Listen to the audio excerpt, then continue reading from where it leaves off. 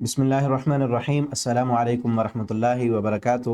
قرآن کریم کے 21ویں پارے کی تفسیر کا خلاصہ آپ کے سامنے پیش کیا جا رہا ہے۔ شروع میں انسان کو زندگی کی پریشانیاں، مشکلات اور تکلیفیں، ان سے نکلنے کا ایک بہترین حل بتایا گیا ہے اور زندگی کا مقصد بتایا گیا ہے۔ اعوذ باللہ من الشیطان الرجیم، فرمایا اتل ما اوحی الیک من الکتاب واقم الصلاۃ ان الصلاۃ تنہی عن الفحشاء والمنکر۔ تلاوت کیجیے اس کتاب کو جو آپ کی طرف وحی کی گئی ہے، کہ اس قرآن کو پڑھیے۔ مشکلات کا حل، پریشانیوں کا حل، ڈپریشن اور کئی مصائب سے نکالنے والی ہے یہ کتاب۔ اس کتاب پر غور و فکر کریں، اس کو پڑھیں، اس کو سمجھیں، اس کے مطابق اپنی زندگی گزارنے کی کوشش کریں۔ اور اگلا کام، اقیم الصلاۃ، نماز قائم کریں۔ نماز اور قرآن کی تلاوت انسان کو مشکلات سے، پریشانیوں سے اور دکھوں سے بچاتی ہے۔ اور جس انسان کی یہ دونوں چیزیں درست ہو جائیں، صحیح معنوں میں قرآن کی تلاوت کرنے والا ہو اور صحیح معنوں میں نماز پڑھنے والا ہو، تو اس کو فائدہ کیا ملتا ہے؟ ان الصلاۃ تنہی عن الفحشاء والمنکر۔ نماز فحاشی سے اور منکر کاموں سے، اللہ کی نافرمانی والے کاموں سے انسان کو روکتی ہے۔ آگے یہ بتایا گیا کہ نبی کریم صلی اللہ علیہ وسلم پر جو قرآن نازل ہوتا ہے، آپ صلی اللہ علیہ وسلم کوئی پڑھے لکھے انسان نہیں ہے، آپ نے کسی انسان کے پاس نہیں پڑھا۔ اگر آپ لکھنا پڑھنا جانتے ہوتے تب تو مکہ کے مشرکوں کو یہ شک گزرتا نا کہ آپ تو ماہر ہیں، لکھنا پڑھنا جانتے ہیں، اسی لیے اپنی طرف سے کتاب بنا لیتے ہیں، جبکہ آپ لکھنا پڑھنا ہی نہیں جانتے، تو ان کو کس چیز کا شک ہوتا ہے کہ اپنی طرف سے بنا لیے کتاب؟ یعنی اس آدمی پر شک کرے نا کہ جس نے پہلے کوئی کتاب لکھی ہو۔ یہ کہتے ہو کہ پہلے بھی یہ کتابیں لکھتا رہا ہے، اب اس نے یہ کتاب لکھ کر کہہ دیا کہ اللہ کی کتاب ہے، جس انسان نے پہلے کوئی کتاب لکھی ہی نہیں۔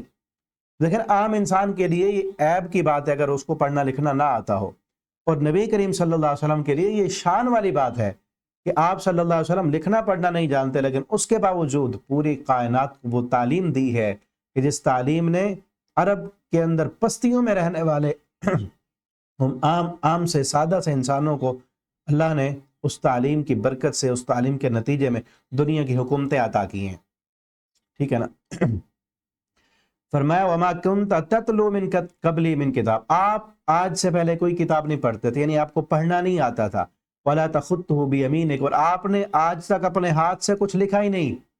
اذن لرتاب المبطلون، تب باطل لوگ اس قرآن کو جھٹلانے والے تب تو شک میں مبتلا ہوتے کہ آپ نے اس سے پہلے کوئی کتاب لکھی ہوتی یا آپ کو لکھنا پڑھنا آتا ہوتا۔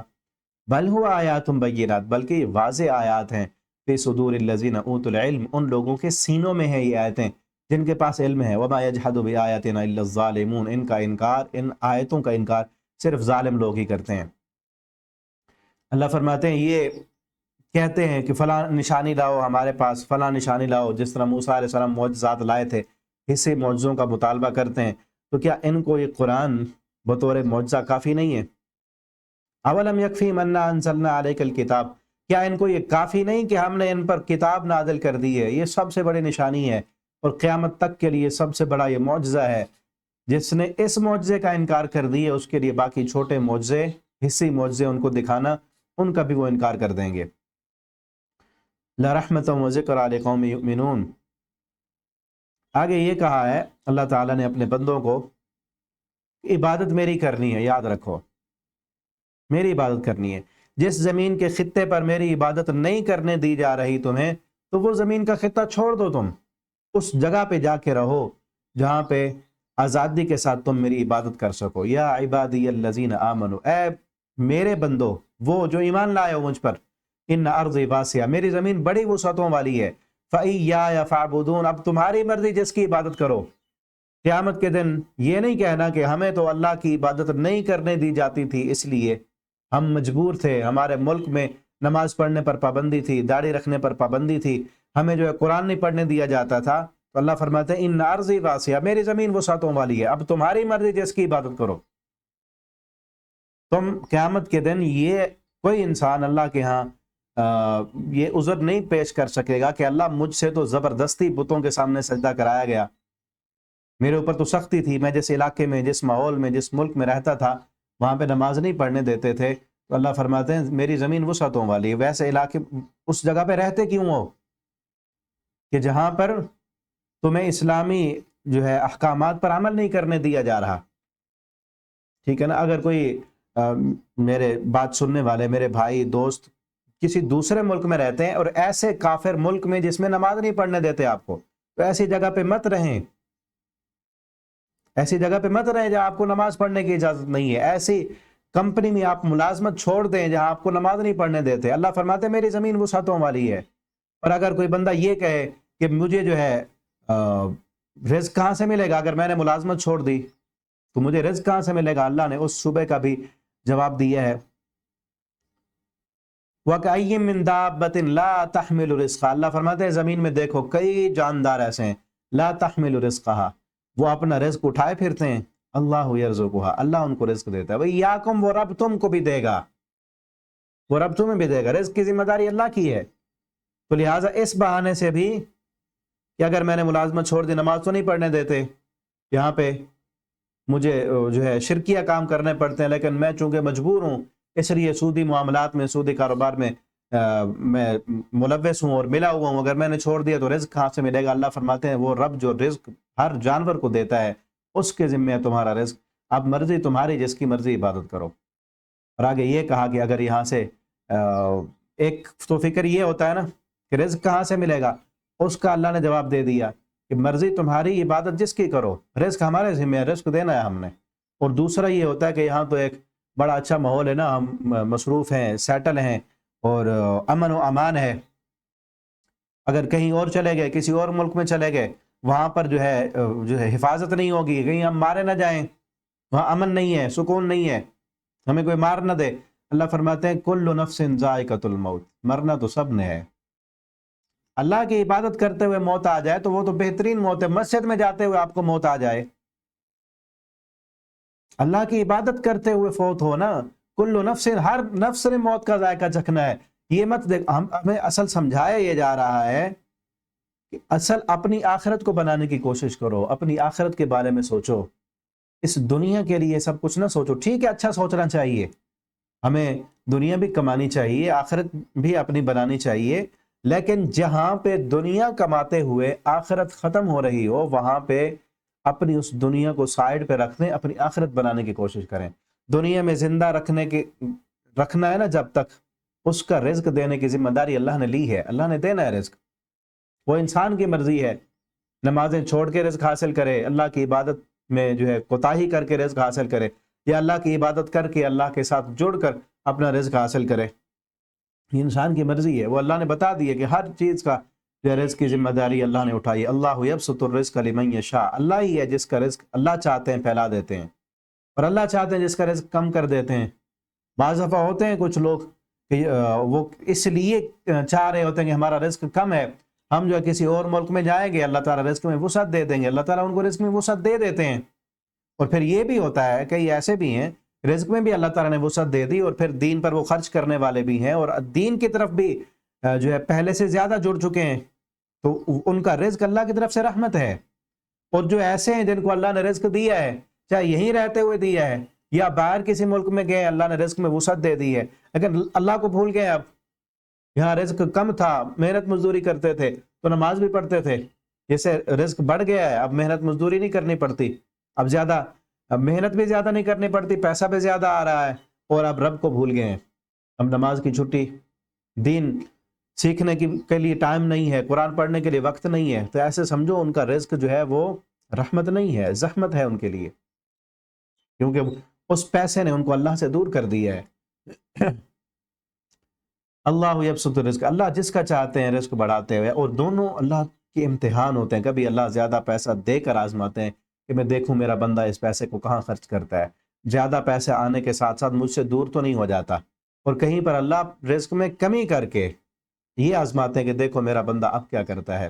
تو دونوں آزمائشیں اللہ تعالی ہمیں ان میں کامیابی دے، اور اللہ ہمیں ہر حال میں اپنا شکر گزار بندہ بنا دیں اور اپنی عبادت کرنے والا بنائیں۔ آگے اس سورت کے آخر میں اللہ فرماتے ہیں والذین جاہدوا فینا لنہدینہم سبلنا، وہ لوگ جو ہمارے راستے میں کوشش کرتے ہیں، یعنی ہماری طرف آنا چاہتے ہیں، والذین جاہدوا فینا، ہمارے راستے میں کوشش کرتے ہیں، ہم تک پہنچنا چاہتے ہیں، لنہدینہم سبلنا، اللہ فرماتے ہیں پھر ہماری ذمہ داری ہے ہم اس کو سیدھا راستہ دکھائیں، جو لوگ یہ کوشش کرتے ہیں کہ ہمیں درست راستہ ملے، اس راستے پر ہم چلیں جو راستہ جنت میں جانے والا ہو، اس مسلک پر ہم چلیں جو مسلک جنت میں جانے والا ہو۔ دیکھیں نا، اسلام میں بھی نبی کریم صلی اللہ علیہ وسلم نے فرمایا بنی اسرائیل کے 72 فرقے تھے، میری امت کے 73 فرقے بن جائیں گے۔ اب کلمہ پڑھنے والا بندہ کہاں جائے؟ ہر کوئی اپنی طرف بلا رہا ہے، ہر کوئی دلائل دیتا ہے، ایک عام سا بندہ کہاں جائے؟ اللہ فرماتے ہیں والذین جاہدوا فینا، جو میرے راستے میں کوشش شروع کر دے نا، کہ کون سا ان 72 فرقوں میں سے جنت میں تو ایک جائے گا، ایک، اور وہ کون ہے؟ آپ صلی اللہ علیہ وسلم نے فرمایا وہ ہوگا جس پر میں ہوں، آج جس طریقے پر میں ہوں اور میرے صحابہ ہیں، جو اس طریقے پر چلے گا، آپ نے اس کا نام نہیں بتایا، جو اس طریقے پر چلے گا وہ جنت میں جائے گا۔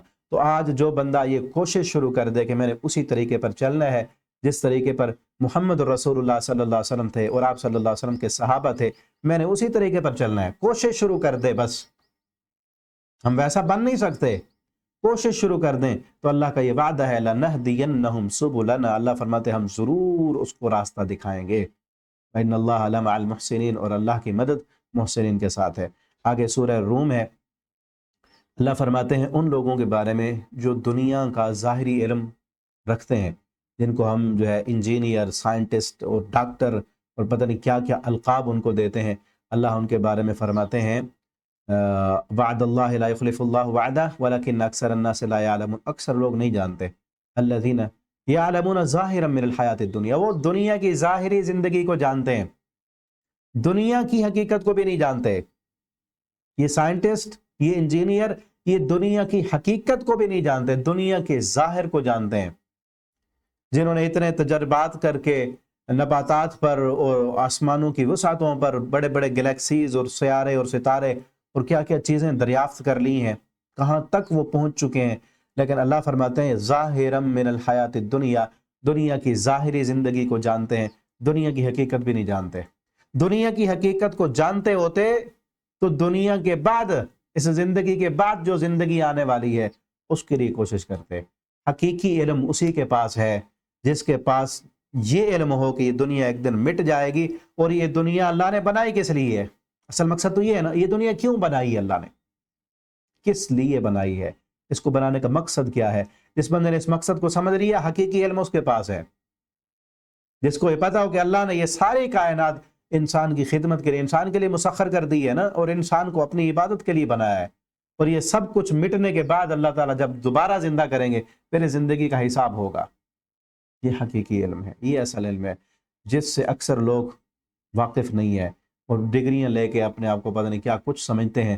اللہ فرماتے ہیں یہ ظاہری زندگی کا، دنیا کے ظاہر کا علم حاصل رکھتے ہیں، لیکن وہم عن الآخرۃ ہم غافلون، آخرت سے غافل ہیں۔ کیا یہ غور و فکر نہیں کرتے اپنی جانوں پر؟ ما خلق اللہ السماوات، نہیں پیدا کیا اللہ نے آسمانوں میں اور زمین میں، آسمانوں کی وسعتوں میں اور زمین میں کوئی بھی چیز اللہ نے ایسی پیدا نہیں کی الا بالحق، مگر حق کے ساتھ، اللہ نے ہر چیز با مقصد بنائی ہے۔ تو انسان، یہ پوری کائنات اتنی بڑی چیز یہ بے مقصد اللہ نے بنا دی ہے؟ اللہ نے کوئی بھی چیز بے مقصد نہیں بنائی، وَأَجَلٍ مُّسَمَّى، ایک مقررہ مدت تک بنائی ہے، دنیا کی ایک مدت ہے، ایک لیمٹ ہے، اس کے بعد یہ ختم ہو جائے گی۔ آگے اللہ نے اپنی قدرت کی کئی نشانیاں دکھائی ہیں، بتلائی ہیں، ان میں سے ایک یہ ہے، فرمایا وَمِنْ آیَاتِهِ أَنْ خَلَقَ لَكُم مِّنْ أَنفُسِكُمْ أَزْوَاجًا، اس کی نشانیوں میں سے یہ ہے کہ اس نے تمہارے لیے جو ہے نا جوڑے بنائے ہیں، جوڑا جوڑا پیدا کیا ہے انسان کو، مرد کا عورت جوڑا زوج ہے، اور عورت کا مرد زوج ہے، اور یہ زوج زوجہ شادی کے بعد بنتے ہیں، نکاح کے بعد بنتے ہیں۔ فرمایا یہ اللہ کی نشانیوں میں سے ہے کہ اس نے تمہیں جوڑا جوڑا بنایا ہے، انسان بغیر شادی کے مکمل نہیں ہے، مرد بغیر عورت کے مکمل نہیں ہے، اور عورت بغیر مرد کے مکمل نہیں ہے، اور وہ زوج بنتا ہے، زوجہ عورت تب کہلاتی ہے نا جب نکاح ہو جائے اس کا، اور زوج مرد شوہر تب کہلاتا ہے جب اس کا نکاح ہو جائے۔ اور اس کا مقصد کیا ہے؟ اس جوڑے کا مقصد کیا ہے؟ لِتَسْكُنُوا إِلَيْهَا، تاکہ تم اس کی طرف سکون حاصل کرو۔ تو جو بیوی اس سکون کا باعث نہیں ہے وہ زوج نہیں ہے، جو ٹینشن کا باعث ہے وہ زوج نہیں ہے، اور جو شوہر سکون کا باعث نہیں، ٹینشن کا باعث ہے، وہ بھی زوج نہیں ہے۔ اصل کیا ہے؟ کس لیے اللہ نے بنایا؟ تاکہ سکون حاصل کرو۔ تو ایک دیکھیں ہم اپنا یہ مقصد پورا کر رہے ہیں، ایک دوسرے کے لیے سکون کا باعث ہیں یا نہیں ہیں؟ وجعل بینکم مودۃ ورحمہ، اور اللہ فرماتے ہیں ہم نے ان کے درمیان مودت اور رحمت رکھ دی ہے۔ مودت، محبت، شفقت، ایک دوسرے کا درد محسوس کرنا، ایک دوسرے کی فکر کرنا، یہ اللہ فرماتے ہیں ہم نے رکھ دی۔ اور یہ کب ہے؟ یہ دل کا سکون کب ملتا ہے؟ نکاح کے بعد۔ جسمانی سکون، دلی سکون، یہ نکاح کے بعد ملتا ہے۔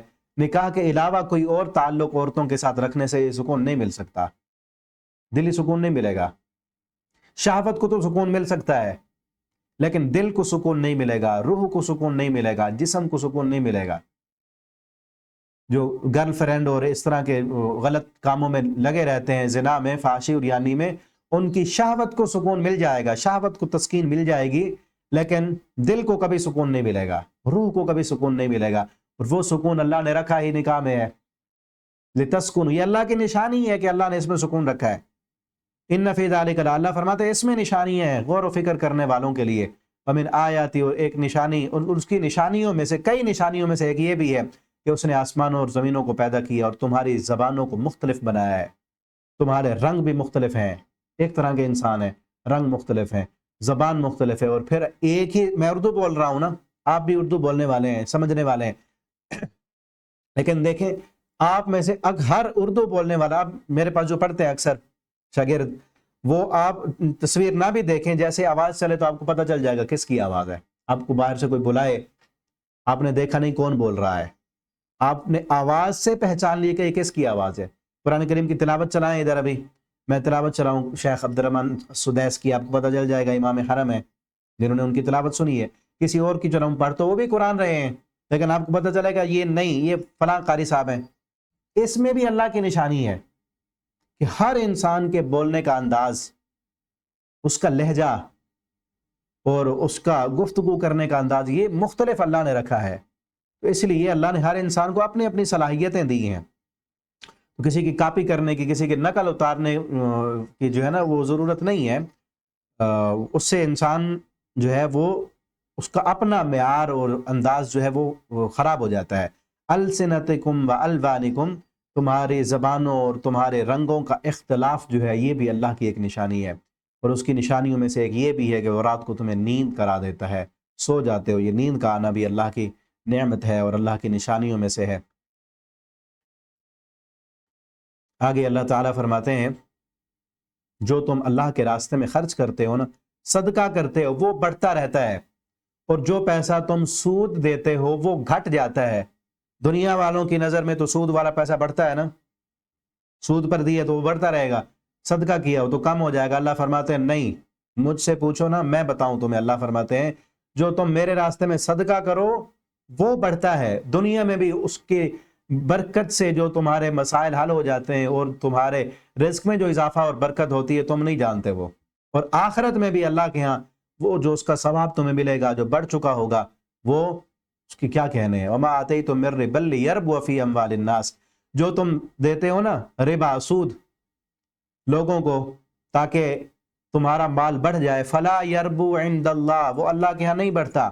وما آتیتم من زکات، جو تم زکات ادا کرتے ہو، اللہ کے راستے میں صدقہ کرتے ہو، تریدون وجہ اللہ، اللہ کی رضامندی کے لیے، فاولئک هم المضعفون، اللہ کے ہاں وہ دگنا ہو جاتا ہے، دگنے سے بھی پھر دگنا اللہ تعالیٰ اس کو بڑھاتے رہتے ہیں۔ اللہ الذی خلقکم، اللہ وہ ذات ہے جس نے تمہیں پیدا کیا، پھر اس نے رزق دیا تمہیں، پھر وہ تمہیں موت دے گا، پھر تمہیں وہ زندہ کرے گا۔ هل من شرکائکم من یفعل من ذلکم من شیء، کیا تمہارے شریکوں میں کوئی ایسا ہے جو یہ کام کر سکتا ہو؟ آگے اللہ نے فرمایا زمین و آسمان پہ فساد برپا ہو چکا ہے، سمندروں میں بھی، خشکیوں میں بھی، تریوں میں بھی فساد ہے، فتنے ہیں، اور جو ہے ہر طرف قتل و غارت ہے، بے سکونی ہے، بے اطمینانی ہے۔ اس کا سبب کیا ہے؟ انسانوں کے گناہ۔ ظہر الفساد فی البر والبحر، خشکی اور تری میں فساد برپا ہو چکا ہے، بما کسبت ایدی الناس، یہ اس کا نتیجہ ہے جو انسانوں نے کمایا، انسانوں کے اپنے ہاتھوں کی کمائی ہے۔ اللہ فرماتے ہیں اس فساد، یہ چھوٹے چھوٹے عذاب، یہ طوفان، یہ زلزلے، یہ سیلاب، اور یہ بھیج کر لی اسی یہ تمہیں چکھاتے ہیں تھوڑا سا فساد اور عذاب، بعض الذی عملوا، تمہارے ان بعض عملوں کا نتیجہ، لعلہم یرجعون، تاکہ تم واپس پلٹ آؤ، تاکہ تم توبہ اور استغفار کرو۔ قل ان سے کہو سیروا فی الارض، زمین میں گھومو اور دیکھو، فانظروا، دیکھو کیسے انجام تھا ان لوگوں کا جو تم سے پہلے تھے، کان اکثر ہم مشرکین، ان میں سے اکثر جو تھے وہ مشرک تھے۔ آگے اللہ نے اپنی رحمت بھیجنے کا ایک طریقہ بتایا کہ اللہ کی رحمت کب آتی ہے۔ اللہ الذی یرسل الریاح، اللہ تعالیٰ بھیجتے ہیں ہواؤں کو۔ ایک رحمت بارش کی ہے اور ایک رحمت حالات کے تبدیل ہونے کی ہے، دونوں کا طریقہ ایک ہے۔ اللہ بھیجتے ہیں ہواؤں کو، وہ اکٹھا کرتی ہیں بادلوں کو، وہ بادل پھر آسمان میں پھیل جاتے ہیں جیسے اللہ تعالیٰ چاہتے ہیں۔ وَيَجْعَلُهُ كِسَفًا فَتَرَى الْوَدْقَ يَخْرُجُ مِنْ خِلَالِهِ، پھر ان بادلوں کے درمیان سے جو ہے وہ ودق، بجلی کی کڑک اور چمک وہ ہوتی ہے، اور پھر بارش کی بوندیں نکلتی ہیں۔ فَإِذَا أَصَابَ بِمَن يَشَاءُ مِنْ عِبَادِهِ، اللہ جس کو چاہتے ہیں وہ بارش پہنچاتے ہیں۔ إِذَا هُمْ يَسْتَبْشِرُونَ، اچانک وہ خوش ہو جاتے ہیں، یعنی وہ لوگ جو مایوس ہوتے ہیں، زمینیں بنجر ہو چکی ہیں، بارش کی ضرورت ہے، کئی دن سے بارش نہیں آ رہی، پھر ہوائیں چلتی ہیں تو خوشی ہوتی ہے، بادل اکٹھے کر کے لاتی ہیں، اور پھر اچانک سے بارش جب برستی ہے تو وہ خوش ہونے لگتے ہیں۔ وَإِذَا كَانُوا، اور اس بارش کے آنے سے پہلے، أَن يُنَزَّلَ عَلَيْهِمْ، کہ ان پر وہ بارش نازل ہو، من قبل، اس سے پہلے، مبلسون، وہ نا امید اور مایوس ہو چکے ہوتے ہیں۔ یعنی ہر طرف سے اب زور لگا لگا کے وہ کیا کہہ رہے ہوتے ہیں کہ اب جو ہے بس ہو چکی ہے، اب لگتا ہے نہیں آئے گی بارش، تب آتی ہے بارش۔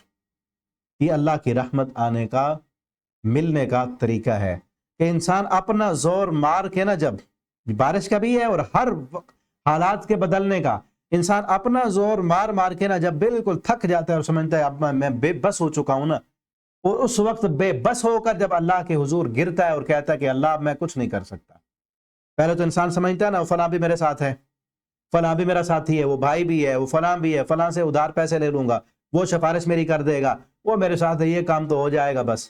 اس وقت پھر کیا ہوتا ہے؟ اللہ تعالیٰ کہتے ہیں بندے کو جا لگا زور، اپنا لگا زور۔ بندہ اپنا زور لگاتا ہے، سب کچھ کرتا ہے، لیکن ہونا تو وہی ہے جو رب چاہتے ہیں۔ لیکن جب ادھار بھی نہیں کسی نے نہیں دیا، کہ سفارش کرنے کے لیے بھی تیار نہیں ہے، جن پر بھروسہ تھا، اعتماد تھا، وہ بھی کچھ نہیں کر سکے، جب انہوں نے کوشش کی تو ان کے بس میں نہیں تھا، یا انہوں نے ذاتی نہیں دیا، تب بندہ سمجھتا ہے کہ اب دنیا کے سارے میرے دروازے میرے اوپر بند ہو چکے ہیں، اب تو یہ کام ہوتا ہی نہیں ہے۔ تب بے بس ہو کر اس وقت جب اللہ کے سامنے گرتا ہے، روتا ہے اور اپنی بے بسی کا اظہار کرتا ہے، اللہ فرماتے ہیں اس وقت اچانک میری رحمت آتی ہے، جس وقت مبلس، وہ مایوس ہو چکا ہے، وہ سمجھتا ہے کہ اب تو یہ کام ہوتا ہی نہیں، تب اللہ کو پکارتا ہے، اور اس وقت کی جو دعا ہوتی ہے، وہ جو کیفیت ہوتی ہے، وہ کیفیت اللہ کی رحمت کو جوش میں لانے والی ہوتی ہے۔ ٹھیک ہے نا؟ تو یاد رکھیں، ہر طرف سے دروازے، سارے چاروں طرف سے دروازے بند ہیں نا، تو اوپر والا دروازہ کھلا ہے، اللہ کی رحمت سے کبھی مایوس نہ ہو۔ پیچھے پڑا ہے نا، زکریا علیہ السلام کہتے ہیں اللہ ڈاکٹروں نے لا علاج کر دیا، بیوی بانجھ ہے، میں بوڑھا ہو چکا ہوں، لیکن تیری رحمت سے نا امید اور مایوس تو نہیں ہونا۔ آگے سورہ لقمان ہے، جس میں لقمان کی نصیحتوں کا ذکر ہے، کہ اپنے بیٹے سے نصیحت کرتے ہو کیا کہنے لگے؟ یا بنی لا تشرک باللہ، اے میرے بیٹے اللہ کے ساتھ شرک نہ کرنا، ان الشرک لظلم عظیم، شرک بہت بڑا گناہ ہے۔ اتنا ہی کافی تھا اللہ کے ساتھ شرک نہ کرنا، لیکن بات دلیل کے ساتھ ہونی چاہیے، اس لیے دلیل دی کہ شرک بہت بڑا ظلم ہے، اس سے بڑا کوئی گناہ نہیں ہے، اس لیے شرک کے قریب مت جانا۔ کیونکہ شرک کیا ہے؟ کسی کا شریک بنا دینا۔ اللہ یعنی کہ ایک کام کر، زمین و آسمان کائنات کے بنانے میں اللہ کا کوئی شریک ہے تو یہ ظلم ہے، اور اللہ رب العالمین کی کمزوری پیدا کر دی کہ اللہ تعالیٰ کمزور ہے، معاذ اللہ، اللہ اکیلے نہیں بنا سکتے، یا کائنات کا نظام چلانے میں اللہ تعالیٰ تھک جاتے ہیں، جبکہ اللہ تو پاک ہیں، سبحان اللہ۔ اللہ کی شان میں تنقیص کرنا اس بہت بڑا ظلم ہے، کسی کو اس کا مقام اور معیار سے کم کر دینا ظلم ہے نا، تو جب اللہ تعالیٰ میں کمی پیدا کرنا ہے تو سب سے بڑا ظلم ہے۔ اس لیے فرمایا شرک کبھی نہیں کرنا، شرک بہت بڑا گناہ ہے۔ پھر یہ وصیت، اور اللہ نے انسان کو یہ وصیت کی ہے کہ اپنے والدین کے ساتھ احسان کرنا ہے، ان کا حکم ماننا ہے، لیکن والدین بھی اگر شرک کرنے کی دعوت دیں تو تب ان کی بات نہیں ماننی، لیکن دنیا میں ان کا اچھا ساتھی بن کے رہنا ہے۔ آگے فرمایا یا بنی، اے میرے بیٹے یاد رکھو، اگر تم ایسا کام کرو گے، مثقال ذرہ، ذرہ برابر بھی کوئی ایسا عمل کرو گے، اس عمل کو تم چھپا دو، پہاڑوں کی غاروں میں جا کے چھپا دو، یا آسمانوں میں چھپ جائے وہ تمہارا عمل، یأتی بہ اللہ، اللہ تعالیٰ اسے بھی لے کے آئیں گے۔ یاد رکھو، ذرہ برابر نیکی ہے، یہ ذرہ برابر گناہ ہے، اللہ تعالیٰ قیامت کے دن لائیں گے اسے۔ وَمَن يَعْمَلْ مِثْقَالَ ذَرَّةٍ خَيْرًا يَرَهُ وَمَن يَعْمَلْ مِثْقَالَ ذَرَّةٍ شَرًّا يَرَهُ۔ تو کبھی اللہ کی نظر سے چھپ نہیں سکتے۔ تو آج ہمیں بھی اپنی اولاد کو، اپنے شاگردوں کو یہی نصیحت کرنے کی ضرورت ہے کہ دیکھو بیٹا، جہاں بھی جاؤ مت سمجھو کہ میں بند کمروں میں ہوں، میرے موبائل پہ لاک لگے ہوئے ہیں، کون دیکھ سکتا ہے۔ اس وقت تو یہ چیز سمجھانے کی اور زیادہ ضرورت ہے نا۔ پہلے تو گناہ جو ہے، گناہ کے لیے محنت کرنی پڑتی تھی، کہیں جانا پڑتا تھا۔ اب تو اس موبائل نے کئی چیزیں، جہاں ہمیں دین سیکھنا آسان کر دی ہے، ہمارے لیے رابطے آسان کر دیے، وہاں گناہ بھی آسان کر دیے ہیں۔ تو یہ چیز اپنے بچوں کو سکھانے اور سمجھانے کی ضرورت ہے کہ تمہارے موبائل پہ لاک لگا ہے، چاہے تمہاری ہسٹری ڈیلیٹ ہو جاتی ہے، کوئی چیک نہیں کر سکتا، تم سمجھتے ہو کہ سب کچھ ہمارے جو ہے وہ محفوظ ہے، لیکن یاد رکھو چھپ کے گناہ کرو گے، موبائلوں کو لاک لگا کے کرو گے، بند کمروں میں جو ہے گناہ کرو گے، چھپ کے کرو گے، رضائیوں میں چھپ کے یا بیسمنٹ میں چھپ کے، کوئی نہیں دیکھنے والا ہوگا۔ یأتی بہ اللہ، جو بھی کرو گے قیامت کے دن وہ اللہ لائیں گے، وہ اللہ لائیں گے تمہیں، اللہ ویڈیو چلا دیں گے۔ جس طرح اب ویڈیو بن رہی ہوتی ہے نا، وہاں تو بڑے ہم سیدھے ہو جاتے ہیں جہاں پتہ چلے نا یہاں کیمرہ لگا ہوا ہے، کیونکہ پتہ چل جاتا ہے حرکتیں ساری ہماری ریکارڈ ہو رہی ہیں۔ اللہ تعالیٰ نے بھی کیمرے لگائے ہوئے ہیں، وہ قیامت کے دن اللہ تعالیٰ چلا دیں گے کہ دیکھو تم کیا کر رہے تھے، موبائل پہ کیا کر رہے تھے، کس کے ساتھ باتیں کر رہے تھے، بند کمروں میں کس سے مل رہے تھے، کب کیا کہہ رہے تھے، منہ کے جو ہے تمہارے الفاظ کیا تھے، مجلس میں تم کیسے تھے، والد کے سامنے کیسے تھے، تم اکیلے کیسے تھے، سب کچھ اللہ کو تو پتا ہے نا۔ تو یہ چیزیں اپنے بچوں کو سکھانے کی ضرورت ہے۔ یا بنیا، میرے پیارے بیٹے۔ اور یہاں ایک اور چیز بھی دیکھیں، سمجھانے کا جب یہ انداز سیکھیں سمجھانے کا، انبیاء سے آگے بھی آئے گی یہ چیز۔ ہم نا جب دین کی بات سمجھانے لگتے ہیں نا اپنی اولاد کو، تو ہم غصے میں آ جاتے ہیں، ہمارا غصہ بڑھ جاتا ہے، جس کی وجہ سے اکثر ہمارے بچے، اور خصوصاً بچے، وہ نفرت کرنے لگ جاتے ہیں۔ اکثر مسجدوں میں دیکھا ہے کہ بچوں کو لے کے آتے ہیں مسجد میں نماز پڑھنے کے لیے، اچھی بات ہے لے کے آنا چاہیے، لیکن وہاں پہ ہمارے کچھ بزرگ ہوتے ہیں، کچھ مسجدوں میں ہوتا ہے ایسے بزرگ ہوتے ہیں، وہ ایسے غصہ کرتے ہیں بچوں سے کہ پتہ نہیں، ان بچوں کو پتہ ہی نہیں ہوتا آپ نے پتہ نہیں کیا جرم کر دیا، مسجد میں ہی آئے ہیں، ان کو نہیں پتا ادب کا، احترام کا، یا انہوں نے شور کر دیا، بچے ہیں، بچوں نے تو وہ شرارتیں کرنی ہیں، ان کو پیار سے سمجھائیں، اخلاق سے سمجھائیں۔ اتنا ان کے ساتھ غصہ کیا اور ڈانٹا اور بھگایا۔ بعض دفعہ وہی ہوتا ہے، وہی بزرگ جن بچوں کو بھگا دیتے ہیں نا مسجد سے، وہ بچے پھر دوبارہ مسجد میں نہیں آتے، وہ بڑے ہو جاتے ہیں، اور پھر وہی بزرگ کہہ رہے ہوتے ہیں کہ دیکھو جی بچے نماز نہیں پڑھتے، پھر جب آئے تھے اس وقت تمہارا رویہ کیا تھا ان کے ساتھ۔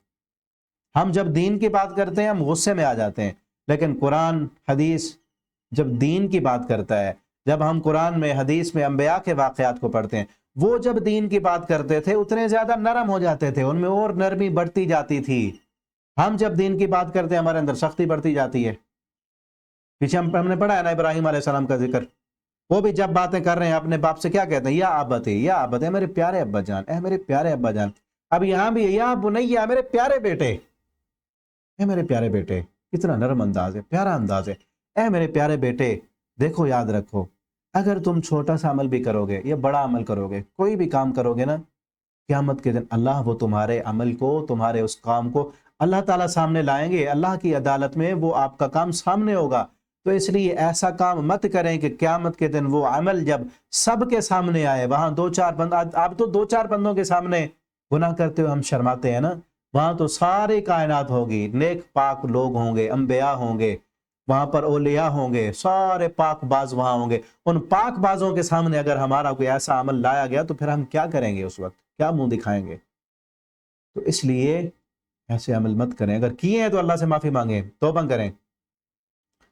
تو سمجھانے کے لیے انداز آہستگی والا، پیار والا، محبت والا ہونا چاہیے۔ آگے کیا کہا، یا بنیا، اے پیارے بیٹے، اقم الصلاۃ، نماز قائم کرتے رہنا اور نیکی کا حکم دیتے رہنا، لوگوں کو گناہوں سے روکتے رہنا، واصبر علی ما اصابک، اور یہ کام بڑے ہیں، یہ کام جب کرو گے، نیکی کا حکم دو گے، گناہوں سے روکو گے، لوگوں کی طرف سے تکلیفیں آئیں گی، واصبر علی ما اصابک، پھر ان تکلیفوں پر صبر کرتے رہنا ہے۔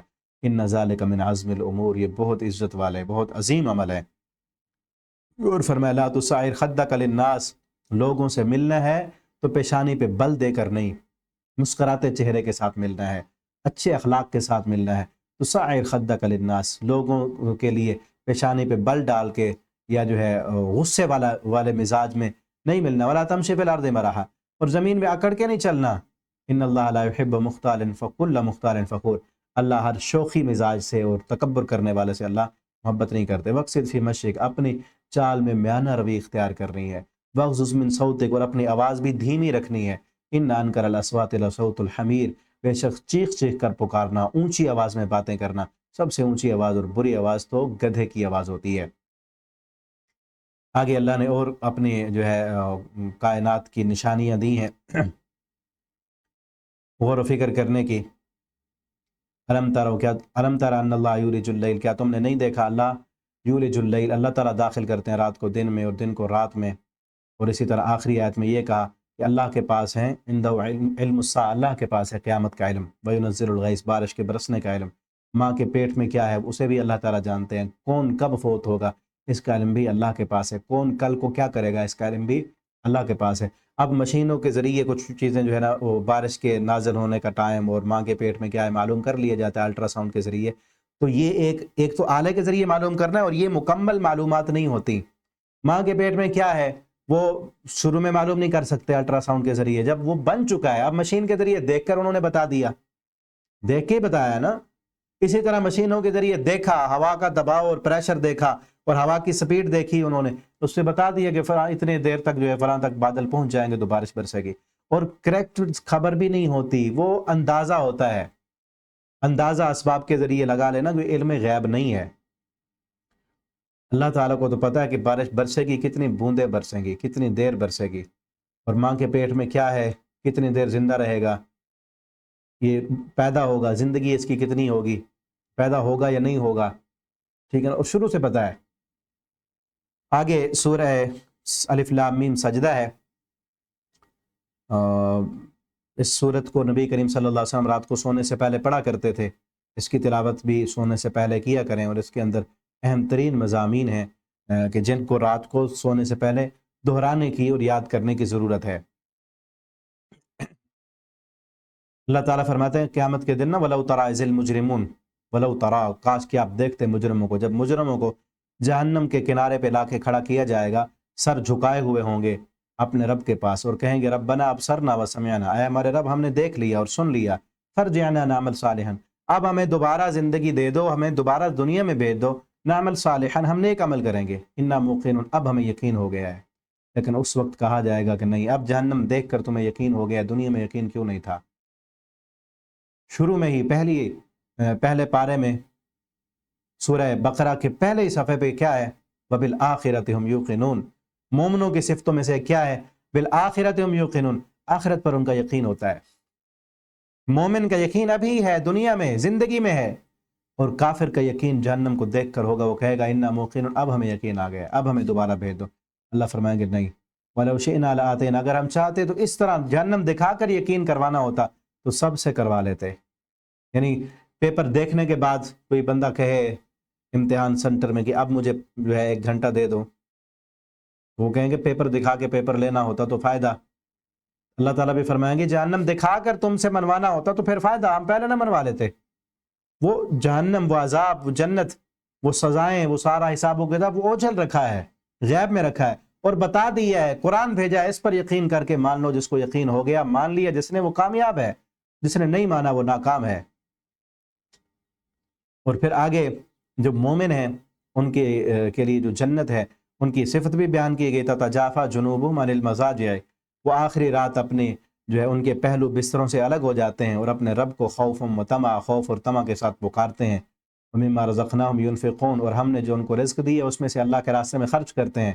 ان کا صلہ کیا ہے، ثواب کیا ہے؟ فلا تعلم نفس ما اخفی لهم، اللہ فرماتے ہیں ان کی جو ہے آنکھوں کی لذت کے لیے ہم نے جو چیزیں مخفی کر رکھی ہیں، جو چھپا کر رکھی ہیں ان کے لیے جنت، وہ کسی آنکھ نے نہیں دیکھی۔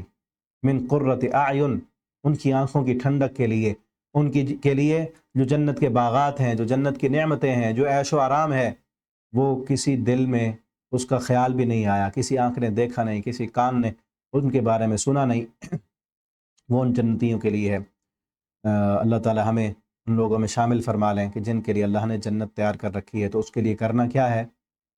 بستر سے پہلو الگ رکھیں، خصوصاً رمضان میں قیام اللیل کریں، تہجد کی نماز پڑھیں، اور اللہ سے دعائیں کرتے رہا کریں، خوف سے اور طمع سے، اور اللہ نے جو رزق دی ہے اس سے اللہ کے راستے میں خرچ کریں، تو انشاءاللہ اللہ تعالی ہمیں بھی ان میں شامل فرما لیں گے۔ اللہ کی نافرمانی اور بغاوت والے جتنے بھی کام ہیں ان سے بچیں، اللہ تعالیٰ ہمیں توفیق دیں۔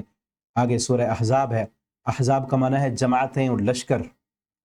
نبی کریم صلی اللہ علیہ وسلم جب مدینہ میں گئے، مدینہ میں پہنچنے کے بعد پہلی جنگ ہوئی، جنگ بدر، مسلمان جیت گئے، 70 کافر مارے گئے، 70 جو ہے وہ قیدی بن گئے۔ پھر جنگ احد ہوئی۔ غزوہ احد میں پہلے تو مسلمانوں کو کچھ فتح معلوم ہو گئی، مسلمان جیت گئے، کافر بھاگ گئے۔ تو اس وقت ایک نبی صلی اللہ علیہ وسلم کی تھوڑی سی نافرمانی کرنے کی وجہ سے صحابہ کرام نے نبی کریم صلی اللہ علیہ وسلم کی نافرمانی کی، تو اللہ نے ان کو سزا دی کہ 70 مسلمان پھر شہید ہو گئے۔ اب وہاں پہ ان کی شہداء کی قبریں موجود ہیں میدان احد میں، تو 70 مسلمان شہید ہوئے۔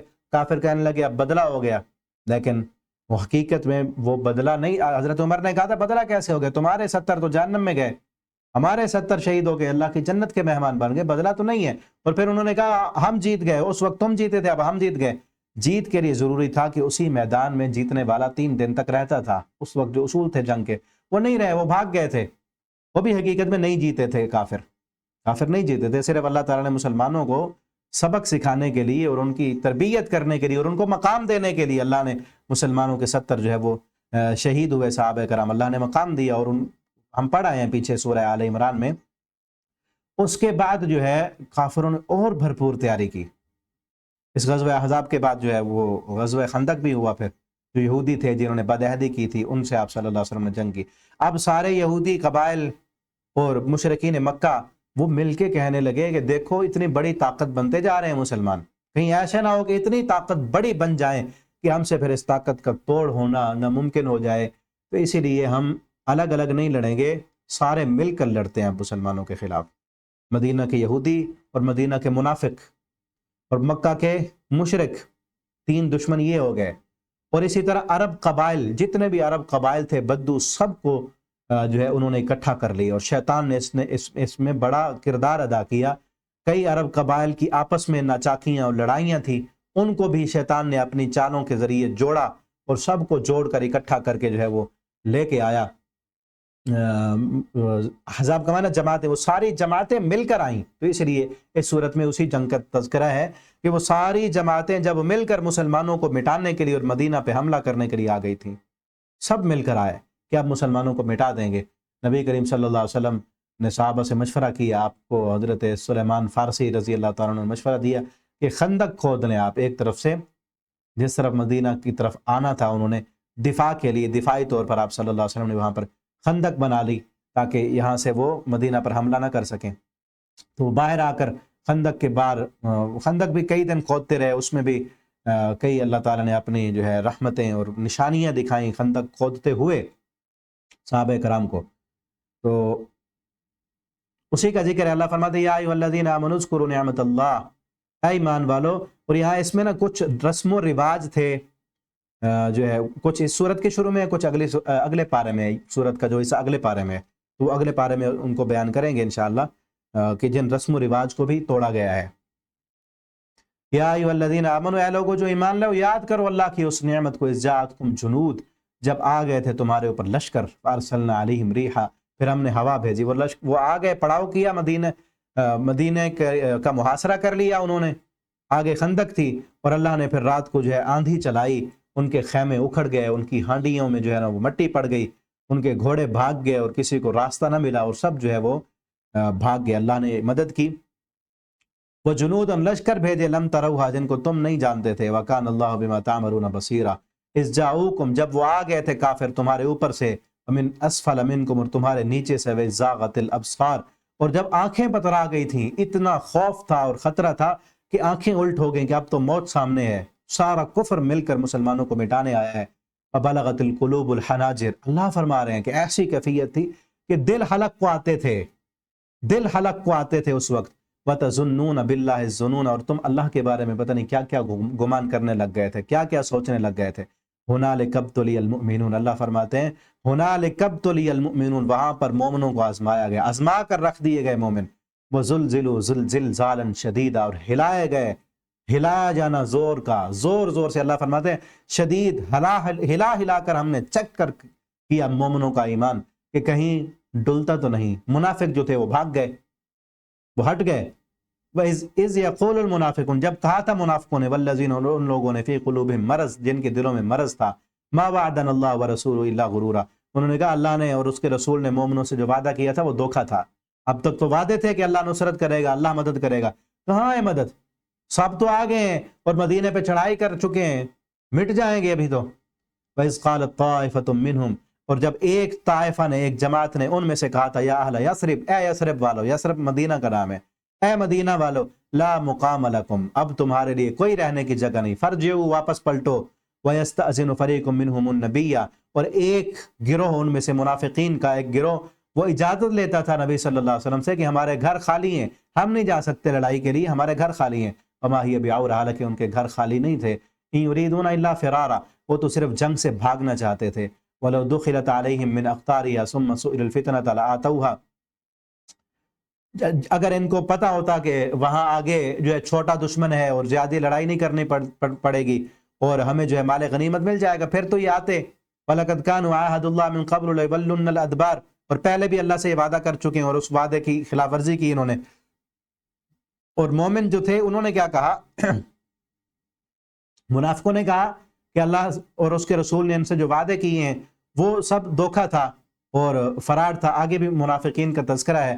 اور جو مومن تھے انہوں نے یہ کہا، من المؤمنین رجال صدقوا ما عاهدوا اللہ علیہ، انہوں نے کہا وَلَمَّا رَأَى الْمُؤْمِنُونَ الْأَحْزَابَ، جب مومنوں نے جماعتوں کو دیکھا، لشکروں کو دیکھا کہ مسلمانوں کے خلاف لڑنے کے لیے آئی ہیں، قالوا هذا ما وعدنا اللہ ورسولہ، یہ ہے جو اللہ نے اور اس کے رسول نے وعدہ کیا ہے، وصدق اللہ ورسولہ، اللہ نے بھی سچ کہا ہے، اللہ کے رسول نے بھی سچ کہا ہے، وما زادهم الا ایمانا وتسلیما، ان کا ایمان اور ان کا مان لینا اور زیادہ بڑھ گیا۔ اور سورہ آل عمران میں آتا ہے انہوں نے کہا حسبنا اللہ، لوگوں نے کہا کہ کیا کرو گے اب؟ انہوں نے کہا حسبنا اللہ، ہمیں ہمارا اللہ کافی ہے۔